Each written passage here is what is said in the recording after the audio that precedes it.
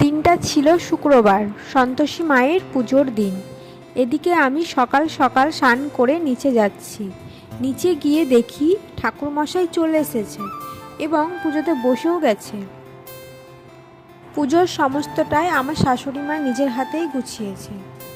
আমার অনেক ইচ্ছা ছিল মায়ের পুজো করার, কিন্তু কিছু নিয়মের জন্য এবছর পুজো করতে পারলাম না। এর পরের বার সেই নিয়মগুলো মেনে মায়ের পুজো দেওয়ার চেষ্টা করব।